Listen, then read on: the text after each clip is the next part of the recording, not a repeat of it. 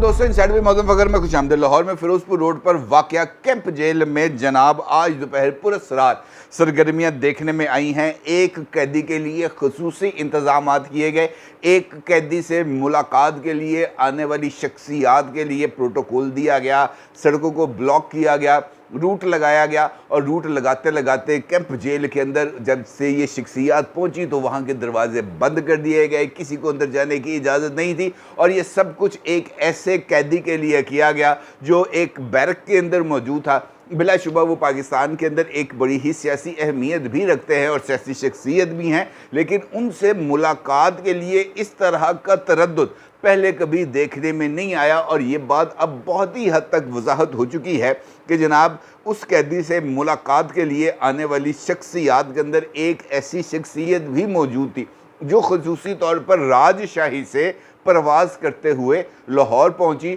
और यहाँ पर उनको खुसूसी दावत के ऊपर कैंप जेल लेके जाया गया, क्योंकि उससे पहले कुछ और शख्सियात भी चौधरी परवेज़ इलाही साहब से मुलाकात के लिए आ ही गई थी। यानी वो शख्सियत जिसके लिए ये सारे का सारा स्टेज सजाया गया था वो पंजाब के साबिक वज़ीर आला थे।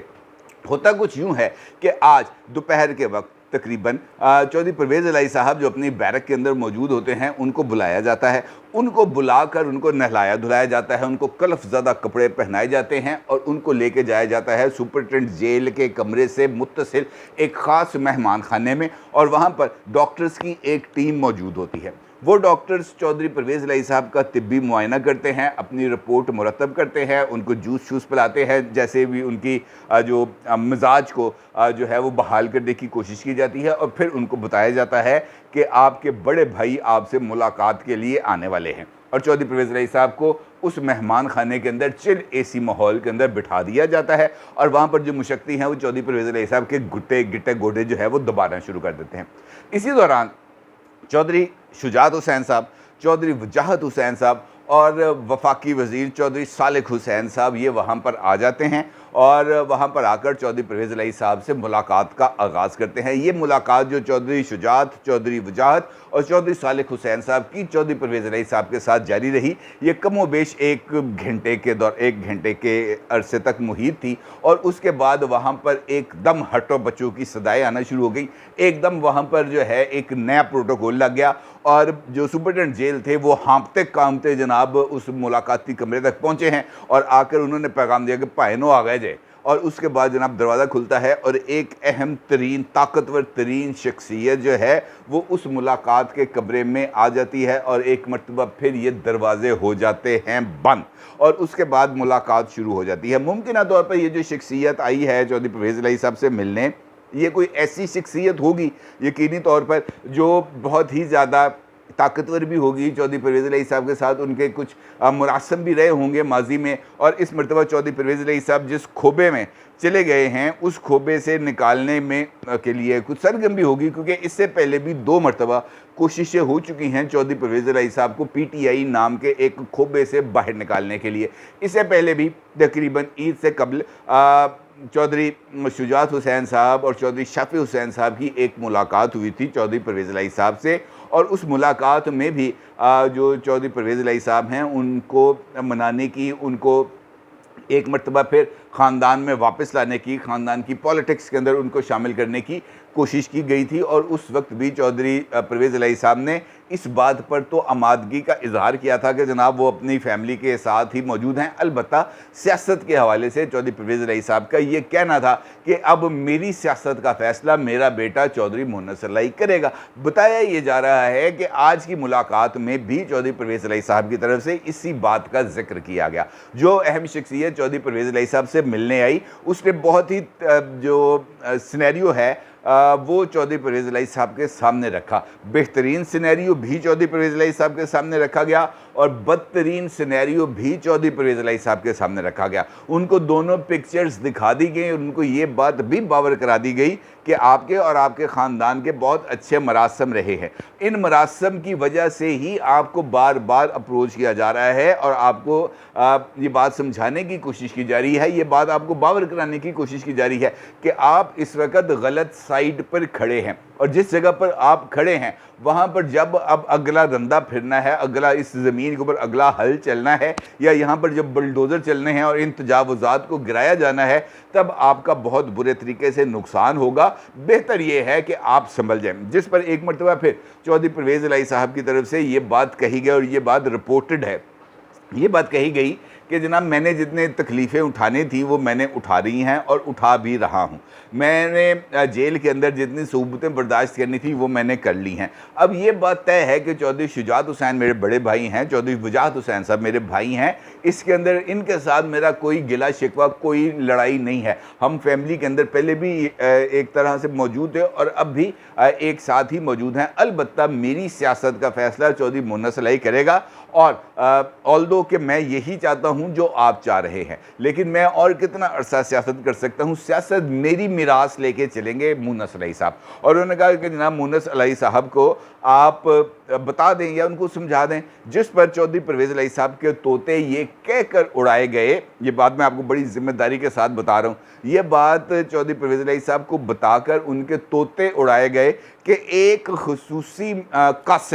कासिद ही आप कह सकते हैं ना, जो इधर का पैगाम लेके उधर जाता है, जाके वो बताता है कि जनाब ये कुछ हो रहा है तुम्हारे साथ या ये कुछ है मामला। वो जो पैगाम रसां है, वो जो कासिद है या एक सरकारी हरकारा है, चौधरी परवेज़ इलाही साहब को ये बात बावर कराई गई कि जनाब कासिद जो है वो स्पेन रवाना कर दिया गया है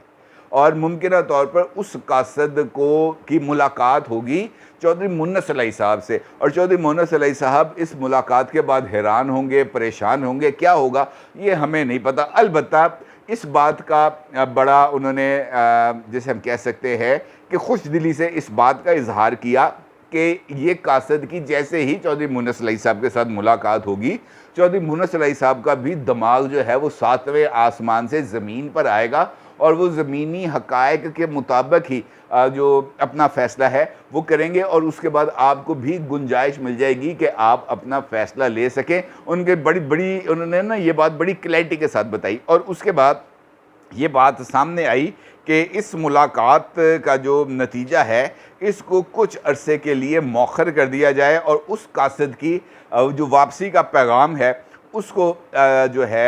आगे बढ़ाया जाए। अब इस मुलाकात के हवाले से जिसका मैंने भी आपके साथ ज़िक्र किया, ख़ुद मुस्लिम लीग काफ ने इस ख़बर को जारी भी किया और ख़ुद चौधरी जो है शुजात हुसैन साहब के मीडिया सेल ने इस खबर की तस्दीक भी की है कि चौधरी शुजात हुसैन और चौधरी वजाहत हुसैन साहब की मुलाकात हुई। अलबत्ता इस मुलाकात के अंदर एक और शख्सियत, जिस तरह मैंने आपको बताया कि अहम तरीन शख्सियत की शमूलियत के हवाले से मुस्लिम लीग काफ की तरफ से कोई तस्दीक नहीं की गई। अलबत्ता जेल ज़राए, अलबत्ता वो नामालूम जिनके बारे में सबको मालूम है कि वो कौन हैं, उनकी तरफ से भी जो है इस बात का इशारा दिया गया कि जनाब चौधरी परवेज़ इलाही साहब के साथ मुलाकात के अंदर कुछ जो है पेशरफ्त हुई है और इसके अंदर भी उन्होंने कहा कि वो मेहमान जो राजशाही से आया था उसने चौधरी परवेज़ इलाही साहब का जो मौक़िफ़ है उसको सुना भी है और उनको अपने मौक़िफ़ से आगाह करने की भी कोशिश की गई है। और मेरा ये मानना है, मेरा ये ख़्याल है कि जो पॉलिटिकल डेवलपमेंट्स हो रही हैं, चौधरी परवेज़ इलाही साहब को यकीनी तौर पर इस पॉलिटिकल डेवलपमेंट से आप ज़रा थोड़ा सा अलग करके नहीं देख सकते। वजह यह है कि तमाम कदावर पॉलिटिशियंस एक एक करके इमरान खान साहब को छोड़ के जा चुके हैं। वो तमाम लोग जिनका किसी न किसी लेवल के ऊपर वोट बैंक मौजूद है वो इमरान खान साहब को टाटा गुड बाय कह चुके हैं। हत्ता कि वो तमाम लोग जो बड़े चाव के साथ इमरान खान साहब के कैंप में शामिल हुए थे, वो तमाम लोग जो इमरान खान साहब के साथ जीने मरने की कस्में खाया करते थे, जो ये कहते थे कि यहाँ पर गोली मारोगे तो इमरान खान निकलेगा, अली जैदी टाइप कैरेक्टर, वो भी इमरान खान को छोड़ के जा चुके हैं। लेकिन चौधरी परवेज़ इलाही साहब ने इमरान खान को नहीं छोड़ा। ये वाहिद नॉन पॉलिटिशियन हैं जो इस वक्त भी पीटीआई के अंदर रहते हुए इमरान खान के साथ मौजूद है। बाकी भी पॉलिटिशियंस हैं, अली मोहम्मद खान साहब हैं, वो जो हैं शहरयार अफरीदी साहब, वो भी जेल भुगत रहे हैं, इसके अंदर कोई दो राय नहीं। लेकिन वो अपनी पॉलिटिक्स के अंदर चौधरी परवेज़ इलाही साहब का जो लेवल है वहाँ तक आने में अभी उनको टाइम लगेगा। अलबत्ता मुलाकात और उस मुलाकात का आउटकम यकीनी तौर पर बहुत ही ज़्यादा अहमियत का हामिल हो सकता है। इसी तरीके से ये जो पॉलिटिकल डेवलपमेंट्स हैं ये आगे बढ़ रही हैं और मुख्तलिफ मकामात के ऊपर, मुख्तलिफ जगहों के ऊपर जो पॉलिटिशियंस हैं वो अब एक नई पॉलिटिकल सिनेरियो के अंदर भी आ गए हैं और नई पॉलिटिकल गेम के अंदर अपने अपने लिए कुछ स्पेस हासिल करने की कोशिश कर रहे हैं। चौधरी शुजात भी यकीनी तौर पर फ्यूचर सेटअप के अंदर अपनी किसी न किसी जगह पर इन्वॉल्वमेंट को देख भी रहे हैं और वो ये समझते हैं कि हमें इस पॉलिटिकल स्विंग के अंदर जाना भी चाहिए और वहाँ पर अपना हिस्सा भी लेना चाहिए। और उनको इस बात का भी अंदाज़ा है कि ये सियासी जोड़ तोड़ के अंदर चौधरी परवेज़ इलाही साहब एक घाघ किस्म के सियासतदान हैं और वो इस जो ड्राइंग रूम पॉलिटिक्स है उसके बेतहाशा गुर जानते हैं। लिहाजा उनकी ये ख्वाहिश यकीनी तौर पर काफ़ी हद तक काबिल एहतराम भी हो सकती है कि जनाब चौधरी परवेज़ इलाही साहब एक मरतबा फिर उनके साथ भी आएँ और उनके हाथों को मजबूत करें। दूसरी जानिब नवाज शरीफ साहब है जो इस पॉलिटिकल स्विंग के अंदर सबसे ज़्यादा प्रोमिनेंट फिगर हैं और मेरे इल्म में ये बात आई है कि नवाज शरीफ साहब की जो कानूनी मुश्किलात हैं उनको दूर करने के लिए अब ये जो वीक स्टार्ट हो रहा है कल से, इस वीक के अंदर कुछ पेशरफ्त होने जा रही है। हमारे जो वफाकी वज़ीर कानून हैं आज़म नज़ीर तारड़ साहब, वो तकरीबन 3 रोज़ तक नवाज शरीफ साहब के साथ दुबई के अंदर मुलाकातें करके उनके साथ जो लीगल रेमेडीज़ हैं उनका प्लान चेकआउट करके या अपनी तरफ से जो भी उन्होंने मंसूबा बनाया है वो तमाम तजावीज़ को तैयार करके नवाज शरीफ साहब की कॉन्सेंट लेकर नवाज शरीफ साहब के वकला के साथ जो गुफ्तगू है वो करके उन्होंने एक प्लान ऑफ एक्शन बना लिया है और अब वो लेकर आ गए हैं पाकिस्तान वापस। और अब कमिंग वीक के अंदर नवाज शरीफ साहब की इन